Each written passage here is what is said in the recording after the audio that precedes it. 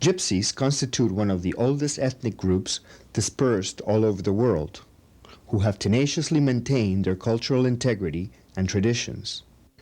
Originating in India about 1,000 years ago, they traveled across the deserts of Asia Minor into Europe and the Mediterranean.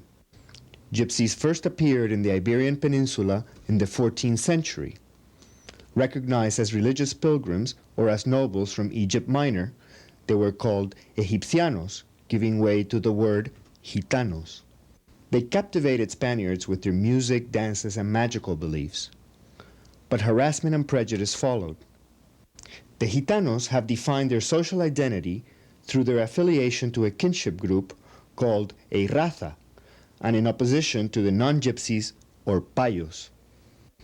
Until 1783, anti-gypsy laws ordered the Gitanos to settle and work as agricultural laborers, denying them the right to practice their traditional skills, language, and customs.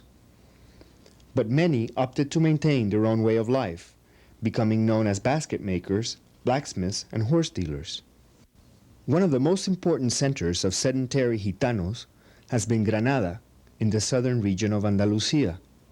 In this cultural blend of Moorish, Jewish, Christian, and Gypsy traditions, flamenco flourished, and gypsies became its best performers. The Zambras Gitanas in the caves of the Sacromonte became an international tourist attraction. But the echoes of that romantic legacy are in sharp contrast to the actual situation. Currently, most Gitanos are found in the lowest levels of Spanish society. The Gitanos share the same problem as other ethnic minorities, integrating into a national society while preserving their cultural identity. We gypsies like especially to be free and don't like anyone telling us what to do. We're branded by that sign of liberty that we like so much, and we're very independent.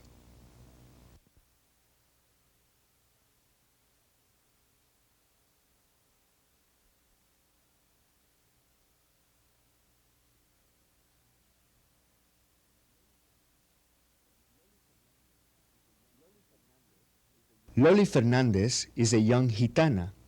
She is one of the few university-educated gypsies.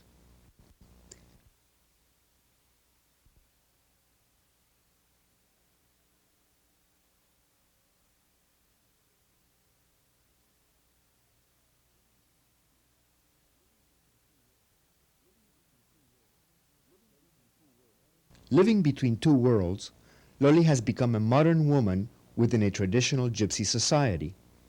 Her way of life contrasts with the rest of her family. I live in Granada with my parents. They were from Illora and they used to be itinerant vendors. They would go from house to house with a bundle of clothes.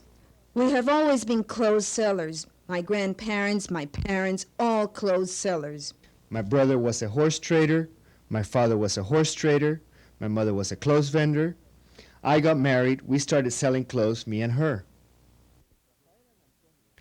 Rafael and Antonia migrated to Germany in 1970 to work in a factory with their son Antonio.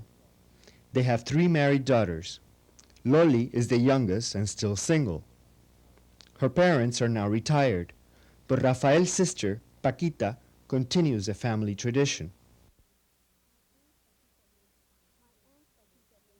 My aunt Paquita lives in Santa Fe and works as an itinerant vendor. She takes the car with my uncle and sells every day at different markets.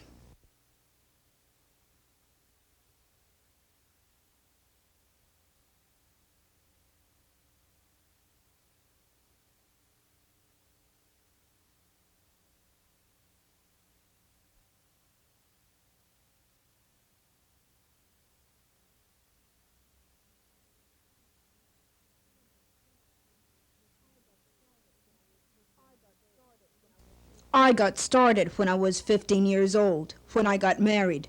I have been married for 44 years and have not stopped selling all the life of God with the bundle. Come on, women, I got cheap bed sheets. Come on, women.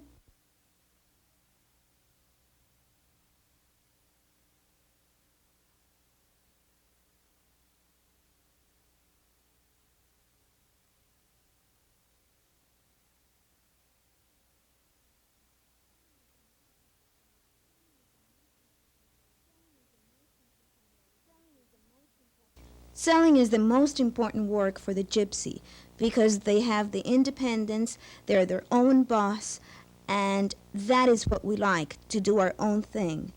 We work when we want, and if we worked one day and earned for two, we don't go to work the next day.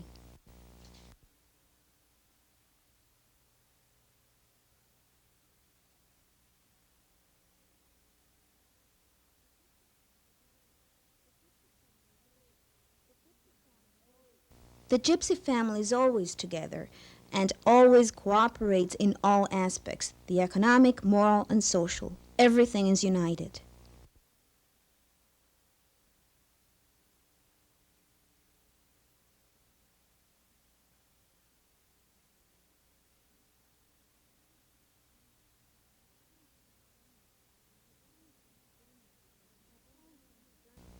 My parents went to Germany because my brother was there. They went to see him and stayed because they realized that they could earn more working less. We were placed in a convent school, and the Spanish nuns said to my parents to leave us there, that we could become somebody. We were smart and we could build a career for ourselves. So Paki and I continued to study. I became a teacher, and she's finishing law school. Loli, like most gypsies, used to help her parents selling. She also sold nail polish in the market while attending school. Antonia has not pressured Loli into marriage, and regarding schools, she told us, I want to tell all the gypsy mothers to send their children to school. We have been poor, and through a lot of sacrifice, we have educated our children. At least teach them to read and write if they can't give them a career, so they're not illiterate as we have been.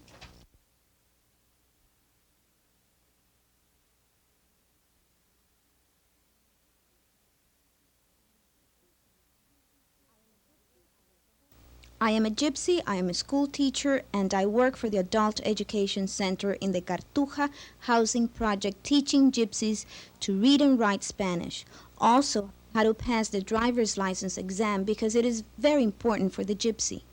recently, Loli and other gypsies initiated an adult education center with the help of the local government. Bolin is self-taught and collaborates with Loli. One of our goals is teaching Kalo, which is our gypsy language, so that it is not lost. Because if we lose our language, we lose our identity as a people. Let's learn the days of the week, but in Kalo. To say day, we say,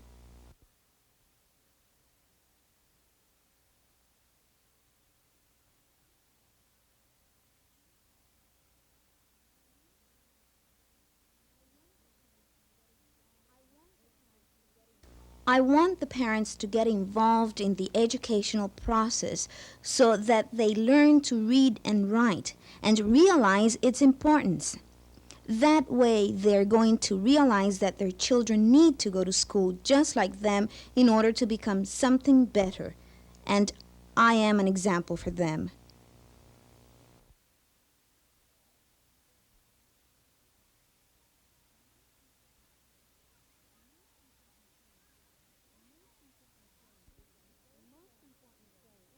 The most important thing is that those of us who are studying help our people come out ahead.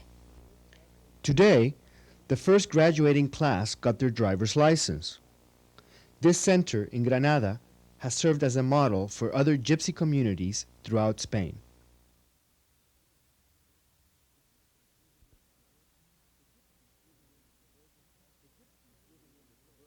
The gypsies living in the suburban housing project where Loli works settled there during the Spanish economic boom of the 1960s. Many were in search of salaried jobs. Others were forced to resettle as the government cleared the slums. But their hopes for a better future were short-lived. Now, unemployment is pushing them into marginal economic activities, sometimes on the fringes of legality. In view of this dilemma, conscientious Gitanos and Payos formed the association Camelamos Naquerar, We Want to Speak, to defend Gypsy interests within a legal framework.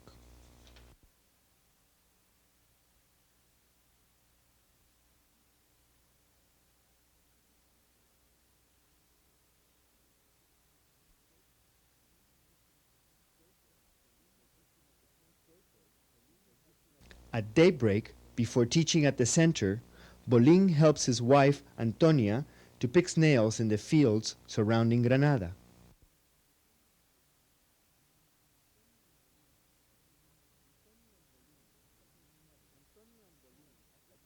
Antonia and Bolin, like many others, have carved occupational niches outside of the mainstream labor system as an independent way of earning a living. But their limited skills in a technological society leave them few alternatives.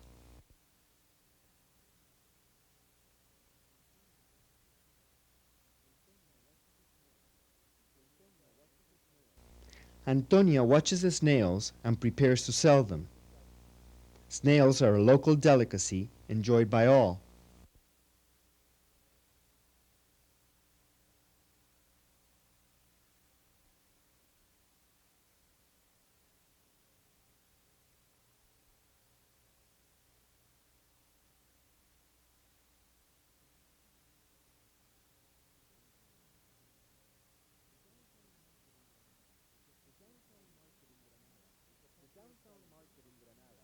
The downtown market in Granada is a popular selling place, especially for the seasonal products from the countryside, such as snails, wild asparagus, figs, onions, and dried beans.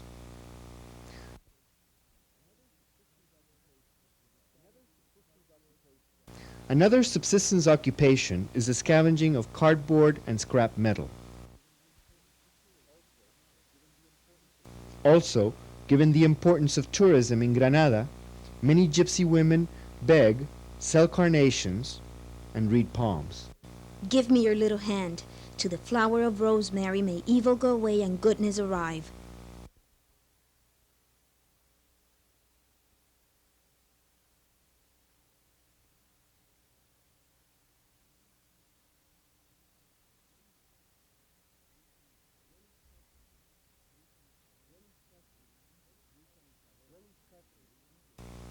Loli's cousins, Luis and Isabel, live in Illora, a small town near Granada.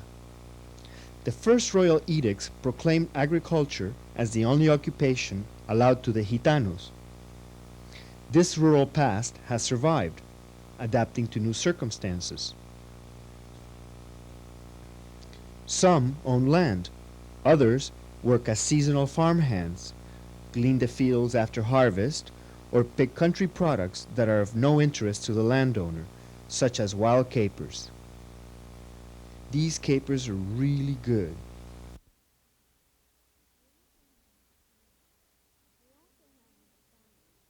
We also have in the family gypsies who work in agriculture. We have Luis and Isabel. They work picking capers now in the summer. During Christmas they pick olives, and during the grape harvest they migrate to work in the French vineyards.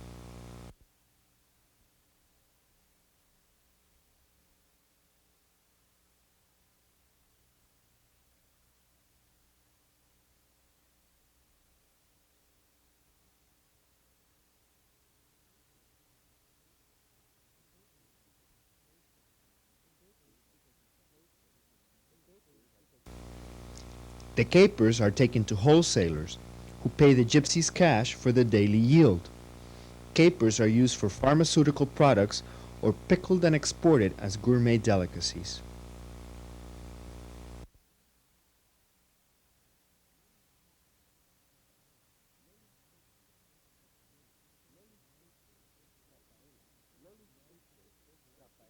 Loli's sister, Rafaela, is married to her first cousin, Antonio.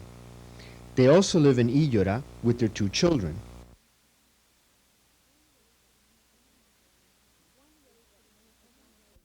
One way that many Gitanos are uniting is through the evangelical service.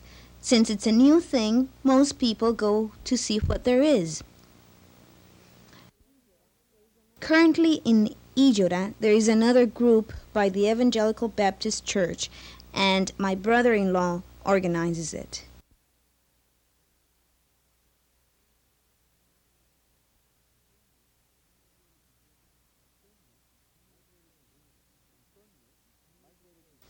Antonio migrated to Germany, returned with his savings, and bought land. Now Antonio is retired and thinks this is a way to keep the family together. Even though gypsies have been nominally Catholic, presently fundamentalist Christian groups are a new phenomenon. This new religious syncretism, based on spiritual salvation through the Puritan work ethic, offers a means for gypsy integration into mainstream society by validating social mobility and individual effort. But these values are in conflict with traditional gypsy culture.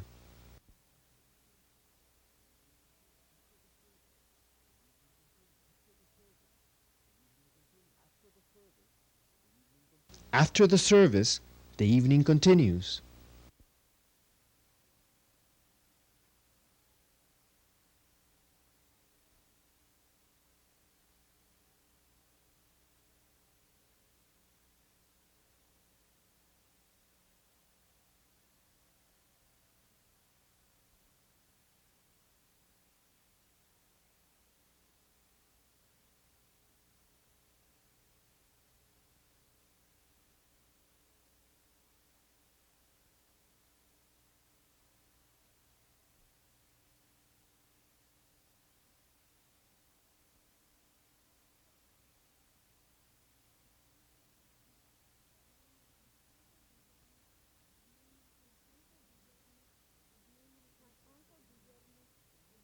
My uncle Guillermo is mainly interested in music.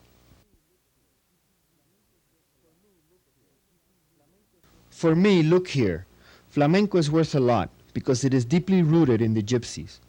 All the life of God, we gypsies have much enjoyed flamenco guitar and song. Besides our bitter life, at least we have not lacked enjoyment. As the saying goes, eating bread and onions to the rhythm of bulerías.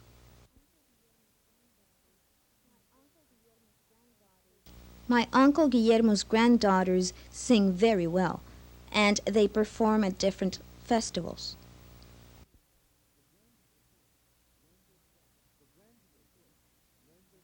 The grandchildren learn their craft and artistic skill through constant watching and imitation under the supervision of Tío Guillermo.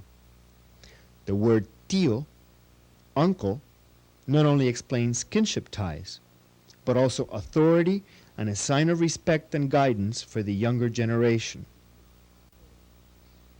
The youth is faced with continuing a traditional lifestyle or searching for new forms of coexistence with the payo or non-gypsy world.